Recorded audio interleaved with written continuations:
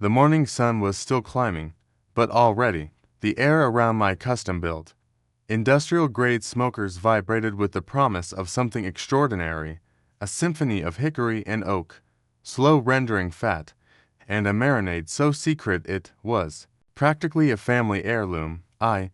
Jake, a man whose life revolved around the perfect bark and the tenderest pull, was deep in the zone, orchestrating a culinary masterpiece.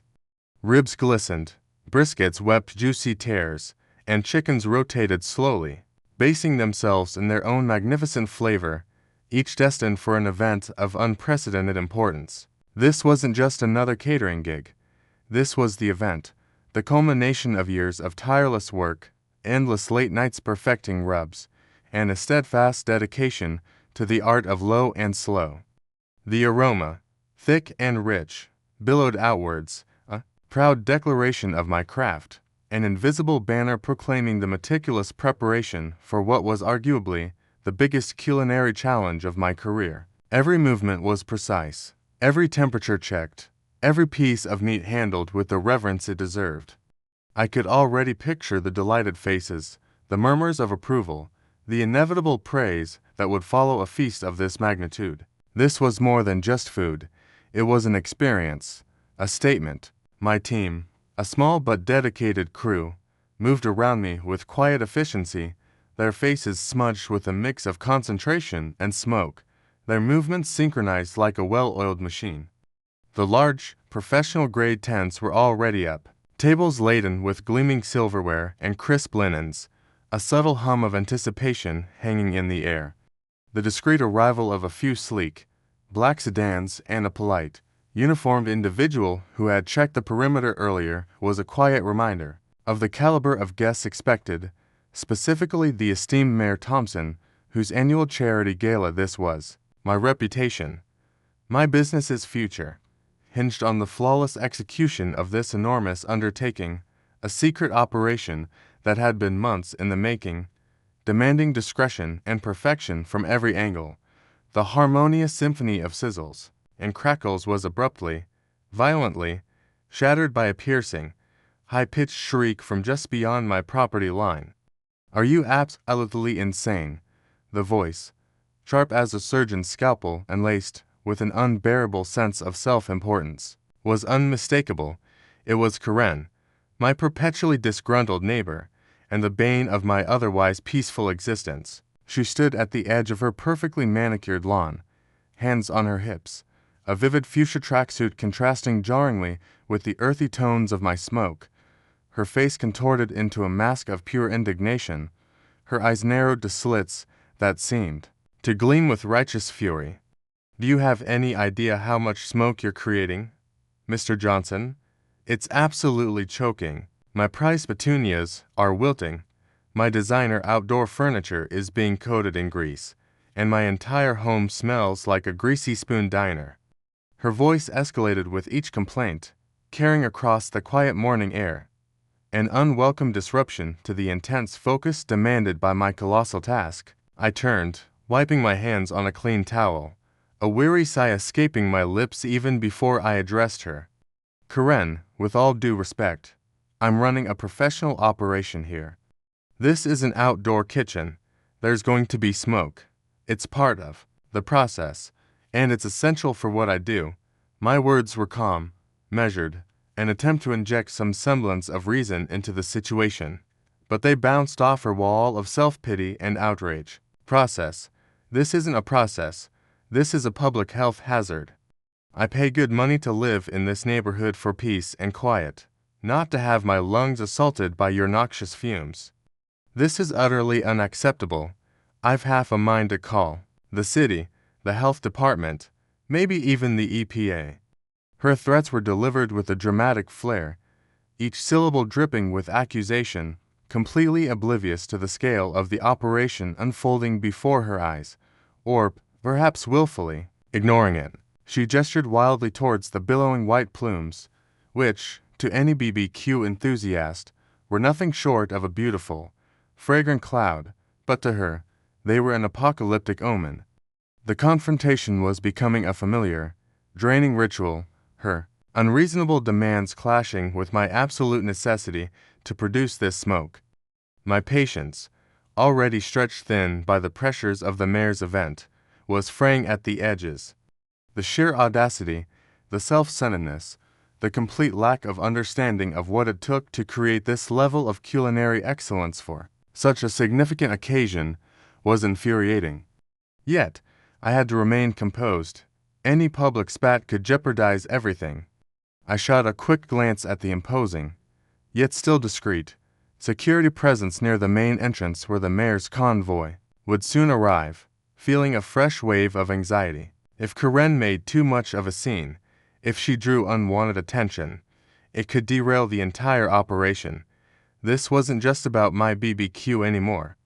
It was about the mayor's gala, a meticulously planned affair that couldn't afford a single hitch, especially not one caused by an overly litigious neighbor. My chest tightened, a familiar knot of stress forming in my stomach, but beneath it, a fierce determination burned. I would not let Karen, or anyone else, sabotage this event. The exquisite aroma of perfectly smoked meats was about to fill the air for the city's most important gathering, and I was going to deliver, come hell or high water, or, in this case, come Karen and her irrational complaints. The confrontation with Karen, though brief, had left a sour residue in the air, a discordant note in the otherwise meticulously orchestrated symphony of preparation.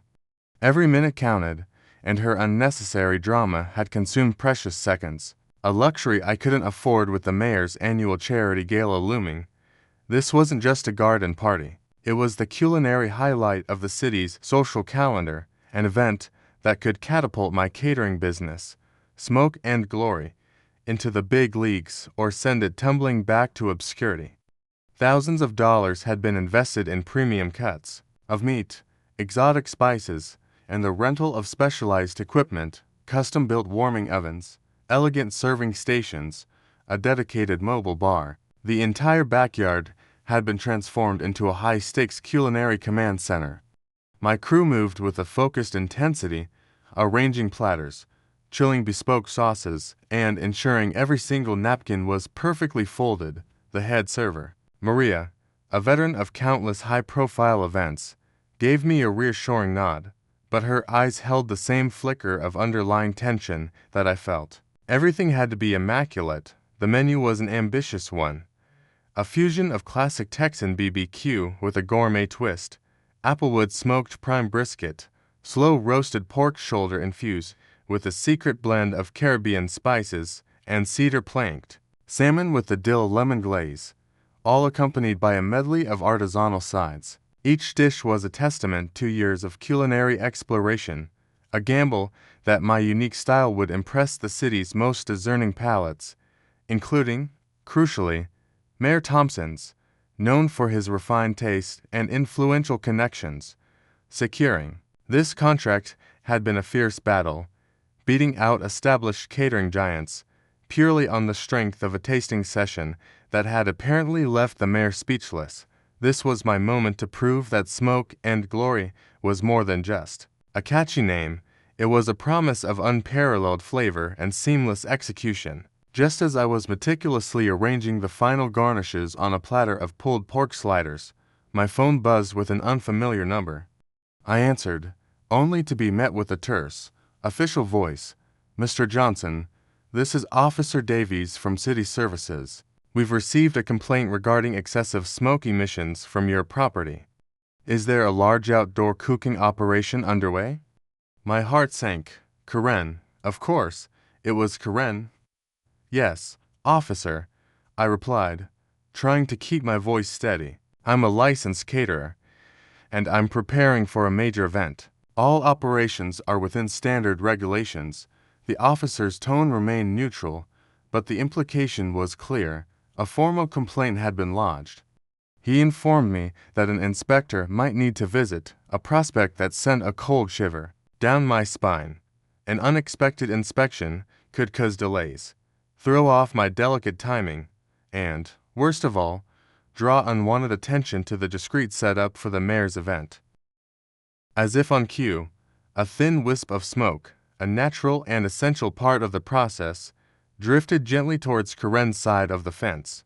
I saw her then, peering over the top of her rhododendrons, a smug, self-satisfied smirk playing on her lips. Clearly, having made her call, her actions weren't just an annoyance anymore. They were a direct, malicious attempt to disrupt my business, to intentionally create problems during my most crucial professional moment. Later, I spotted her attempting to engage another neighbor, Mrs. Henderson, a sweet, elderly woman who usually kept to herself. Karen was gesticulating wildly towards my property, her voice low but intense, clearly trying to rally support for her crusade against my toxic fumes. To my immense relief, I saw Mrs. Henderson politely, but firmly shake her head, then quickly retreat indoors, leaving Karen standing alone, defeated in her attempt to form an anti-BBQ coalition. The sight offered a fleeting moment of grim amusement, but it was quickly overshadowed by the gnawing anxiety. The pressure was mounting with every passing minute. My hands, usually so steady, felt a slight tremor as I adjusted the vents on the smoker. Karen's petty war was a constant, irritating hum. Beneath the roaring engine of my catering operation, every time a new plume of fragrant smoke rose, I found myself glancing nervously towards her house, half expecting another shriek or the arrival of official vehicles. It felt profoundly unfair, a personal vendetta disrupting a professional endeavor that was vital not just for my livelihood, but for the satisfaction of my passion. This wasn't just about money, it was about the art, the craft, the countless hours I'd poured into perfecting every element of my BBQ. To have it undermined by such trivial complaints, by someone utterly lacking in understanding or empathy, was infuriating. My internal monologue was a chaotic whirlwind of frustration and determination. This woman is unbelievable. Doesn't she understand what this means to me? What this means to the mayor? The unspoken truth of the mayor's involvement was a heavy secret, adding another layer of stress. I couldn't risk drawing official attention to the event's location or its discreet nature by engaging in a prolonged public spat with a neighbor. I had to maintain absolute professionalism, even when faced with absolute absurdity. My reputation was on the line. The goodwill I'd painstakingly built over years was at stake. A botched mayor's gala could easily send smoke and glory into a spiral it might never recover from. As the sun crept higher, casting longer shadows across my perfectly arranged outdoor kitchen, the tension in the air became almost palpable. The aroma of perfectly cooked meat was now truly intoxicating, a sensory preview of the feast to come, but every rich, smoky breath I took was laced with the metallic tang of anxiety. The first guests, mostly early support staff for the mayor's team, were already beginning to arrive in small clusters, their presence a stark reminder that the moment of truth was rapidly approaching. My eyes kept darting to the clock, then to the driveway, and then, inevitably, to Karen's meticulously pruned hedges, half expecting her next move. Would she escalate further? Would the city inspector actually show up right before the mayor himself? The thought made my stomach clench. The smoke continued to billow, a delicious, essential element of my craft, but now, each puff felt like a challenge, a dare to my perpetually aggrieved neighbor. The delicious chaos of a high-stakes catering event was colliding head-on with the petty tyranny of a neighborhood Karen, and the final showdown felt just minutes away, a storm brewing right on the horizon of my greatest professional triumph. The hum of anticipation in the air intensified, shifting from a low thrum to a palpable buzz as the first wave of VIPs began to arrive. Sleek, dark sedans glided silently up the specially designated driveway, their tinted windows obscuring the faces within, only to reveal impeccably dressed figures emerging with an air of quiet importance. Security personnel, discreet yet omnipresent, moved with practiced ease, their eyes scanning the perimeter, their presence a constant reminder of the high-stakes nature of the gathering. The meticulously arranged outdoor space, transformed by elegant marquees, soft ambient lighting, and floral arrangements that cost more than my monthly rent, now truly came alive with the murmur of sophisticated chatter and the clinking of crystal glasses. My team, now in crisp uniforms, moved with heightened precision, serving delicate appetizers and ensuring every detail was flawless. The aroma of my perfectly smoked meats, now mingling with the scent of fresh flowers and expensive perfumes, was drawing admiring glances and hushed compliments from the early guests. This was the moment I had dreamt of, the culmination of years of relentless dedication, and the atmosphere was electric with the promise of success. Then a hush fell, a subtle ripple through the crowd, signaling the arrival of the guest of honor. A long, black limousine, even more polished than the rest, pulled up, and from it emerged Mayor Thompson himself, a man whose presence commanded immediate respect. He was a figure of quiet authority, his silver hair perfectly coiffed, his suit impeccably tailored. He greeted his constituents with warm smiles and firm handshakes, his eyes twinkling with genuine engagement, and a low murmur of appreciation followed him as he made his way into the heart of the gathering. My heart pounded a frantic rhythm against my ribs. This was it. Every fiber of my being was focused on ensuring that the BBQ, the centerpiece of this entire event, was nothing short of perfection. Just as the mayor paused near one of my smoking stations, admiring the perfectly rendered brisket, a shrill, indignant voice sliced through the polite chatter like a rusty saw.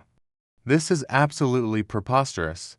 I've been trying to enjoy my morning, and all I get is this this smog. It's a disgrace." Karen, she had emerged from her side yard, not just shouting from her lawn this time, but actually attempting to push through the temporary fencing that separated our properties, her face a mask of furious determination, her bright orange garden gloves waving wildly as if conducting an invisible orchestra of outrage. Her eyes, still narrowed with a self-righteous fury, were fixed on my smokers, completely oblivious to the cluster of important figures, including the mayor, just a few feet away. "I've called the city. I've called the health department.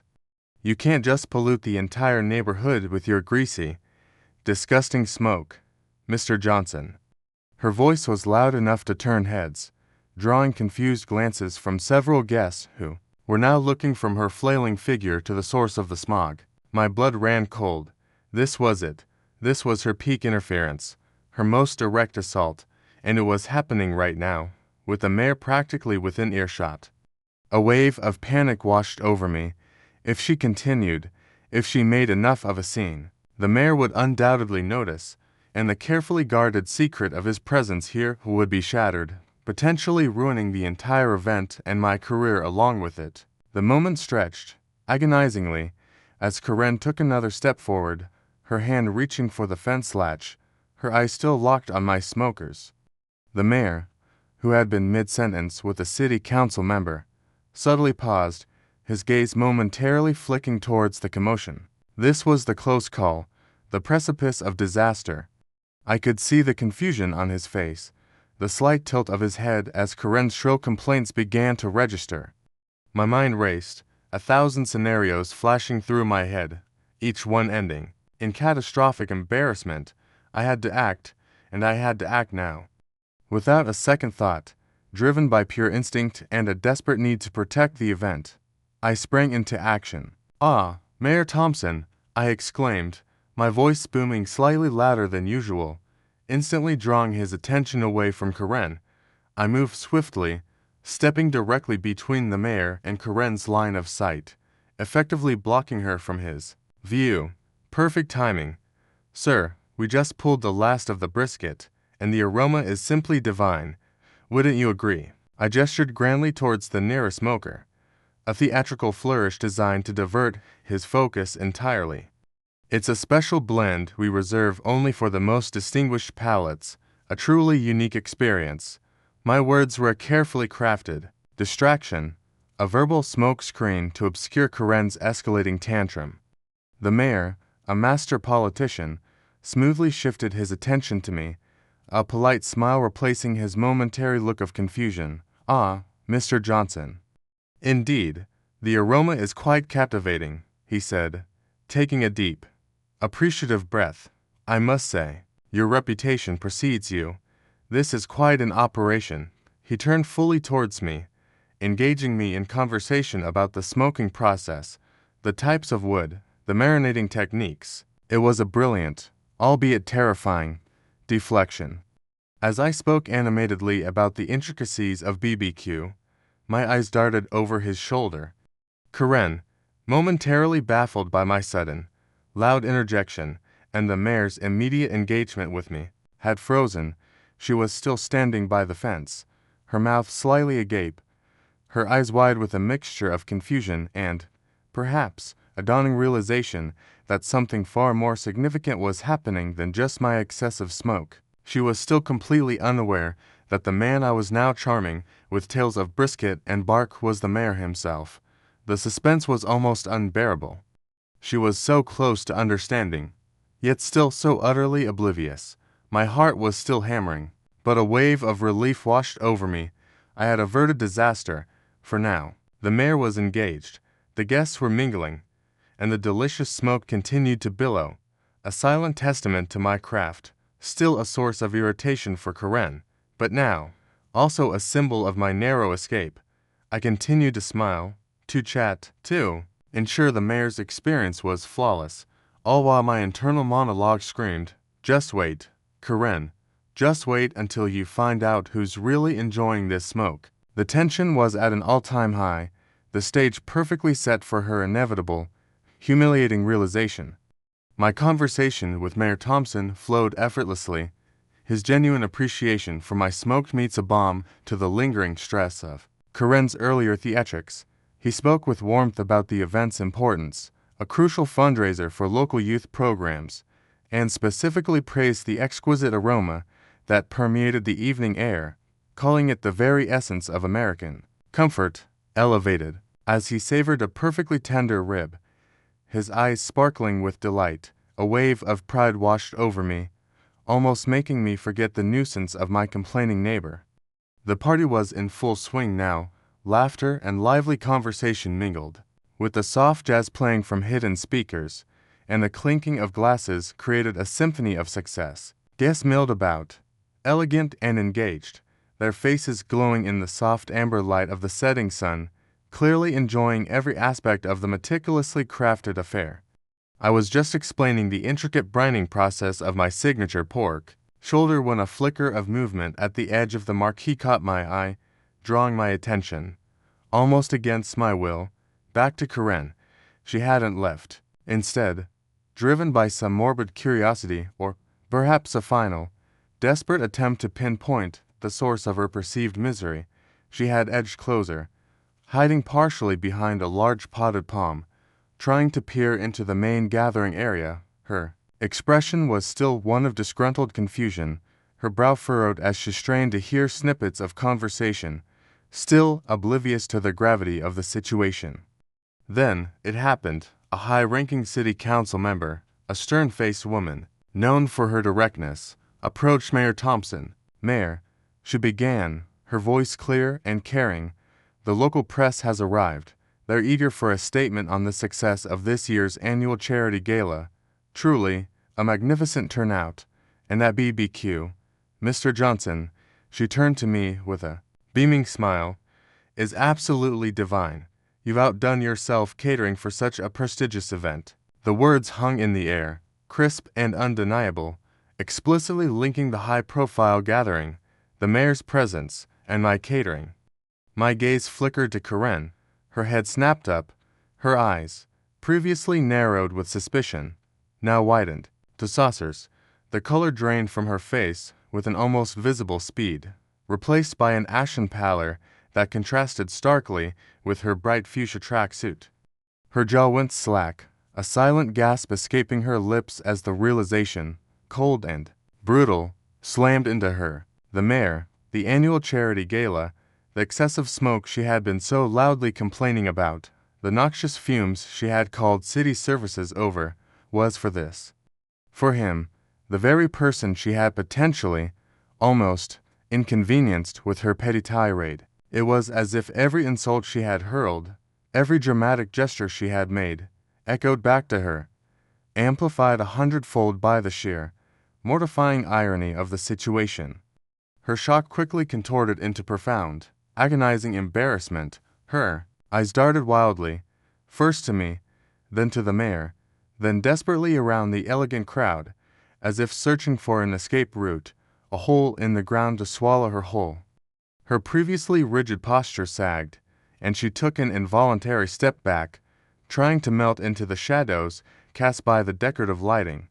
I saw her mouth open as if to speak, perhaps to stammer an apology, or perhaps to try and explain herself. But no words came out. She looked like a deer caught in headlights, utterly mortified and completely exposed. Her hand, which had been clutching the edge of the large palm leaf for support, slowly slid away, leaving her visibly trembling.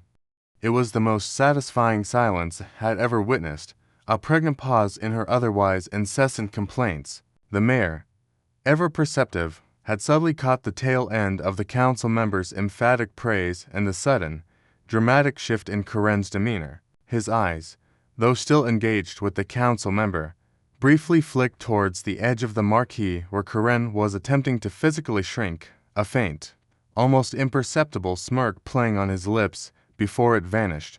He didn't say anything, didn't need to.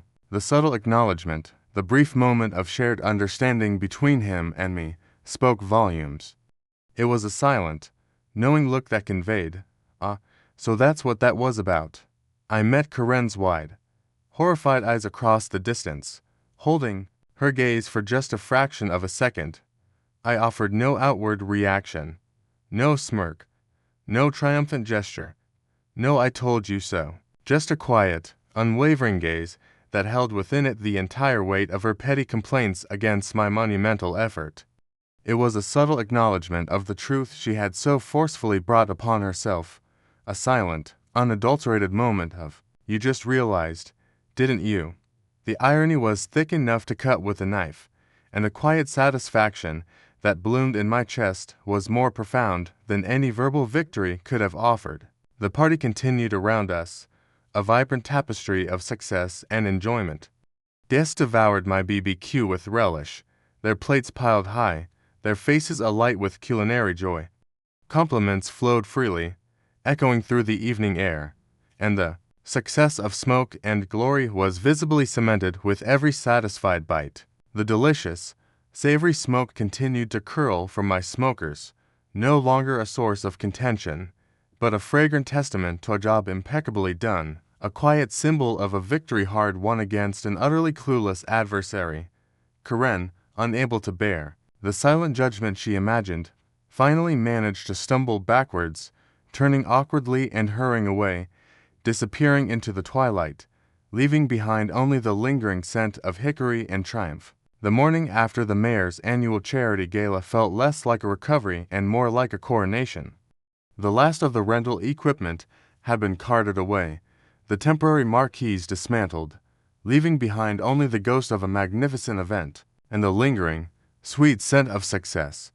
My phone, usually a steady stream of small catering inquiries, was now a buzzing hive of activity, overflowing with calls, emails, and texts from event planners, corporate clients, and private individuals, all clamoring for a taste of smoke and glory. The mayor's office had already sent a formal letter of commendation, lavishly praising the unparalleled culinary excellence and seamless execution of the BBQ, a testament that was already circulating among the city's elite. New booking inquiries poured in at an unprecedented rate, transforming my modest catering calendar into a tightly packed schedule stretching months into the future. Offers for collaboration with high-end event venues, invitations to exclusive food festivals, and even a tentative discussion about a potential partnership with a major local restaurant chain began to materialize, all direct results of that one extraordinary evening. The single, high-stakes event had not just paid off. It had launched Smoke and Glory into an entirely new stratosphere, solidifying my reputation as the premier BBQ caterer in the region, a title I had fiercely chased for years. As for Karen, her public spectacle and subsequent realization had, to my quiet satisfaction, entirely changed the neighborhood dynamic around her. The once indulgent smiles and sympathetic nods from other residents she used to garner with her petty complaints had evaporated, replaced by polite but distant nods, or even outright avoidance. Mrs. Henderson, the kind elderly lady Karen had tried to enlist in her anti-smoke crusade, now waved cheerily at me from her garden every morning, sometimes even offering a small, knowing smile that subtly acknowledged Karen's past antics. I noticed Karen herself, once a constant presence, either monitoring my backyard or loudly commenting on neighborhood affairs, had become remarkably scarce. Her perfectly manicured lawn seemed emptier, her fuchsia tracksuit siding significantly reduced. When she did venture out, she moved with an almost furtive air, eyes fixed straight ahead, carefully avoiding any direct eye contact with me. The constant, nagging anxiety about her complaints had simply vanished. There were no more shrill shouts about noxious fumes, no more calls to city services, no more dramatic gestures towards my smokers. It was a subtle, unstated surrender, a clear, unspoken acknowledgement that her complaining days, at least regarding smoke and glory and its delicious smoke, were unequivocally over. The triumph wasn't in her humiliation, though I admit a certain quiet satisfaction, but in the cessation of the relentless, unreasonable harassment. A few weeks later, I received a personalized invitation to a small, exclusive thank you luncheon hosted by Mayor Thompson himself. It was a private affair, attended by key figures who had significantly contributed to the gala's success. During a moment alone, as I was serving him a small plate of smoked chicken salad, the mayor leaned in slightly, his voice low and appreciative. "Mr. Johnson," he began, his eyes twinkling, "I must say, the evening was a resounding success, in no small part due to your incredible work, and," he paused, a faint, knowing smile playing on his lips, "I understand there might have been a minor, shall we say, environmental debate occurring adjacent to the premises." He chuckled softly, a clear indication that he had indeed pieced together Karen's earlier theatrics with her abrupt disappearance. "Rest assured," he continued, a subtle wink in his eye, "the city's clean air initiatives are very important to me, but so is the promotion of exceptional local businesses like yours. I believe we'll be seeing much more of smoke and glory at future city events." It was a subtle, yet powerful, acknowledgement of the drama, a quiet nod of appreciation for my discretion and resilience, and a clear signal of invaluable future opportunities. Standing amidst the quiet hum of my now famous smokers, which continued to operate daily, churning out orders for my booming business, I often reflected on the entire ordeal. The initial stress, the exasperating absurdity of Karen's complaints, the heart-stopping moment of near disaster, and the profound, almost poetic irony of her realization. It had been a whirlwind, a true test of my patience and professionalism, but looking back, I felt nothing but profound gratitude. The challenges, particularly Karen, had inadvertently pushed me to excel, to truly appreciate the painstaking effort that went into every smoked pound of meat. My hard work hadn't just paid off, it had spectacularly triumphed. My business was thriving, my reputation soared, and the community, once a mixed bag of opinions on my smoke, now embraced it as a signature scent of success and flavor. The journey from a passionate backyard BBQ enthusiast to a celebrated caterer, highlighted by the most unexpected of neighborhood dramas, served as a powerful reminder: good deeds, unwavering passion, and undeniably good BBQ will always prevail over petty complaints, ultimately earning the respect and recognition they truly deserve. The air, rich with the scent of hickory, had never smelled sweeter,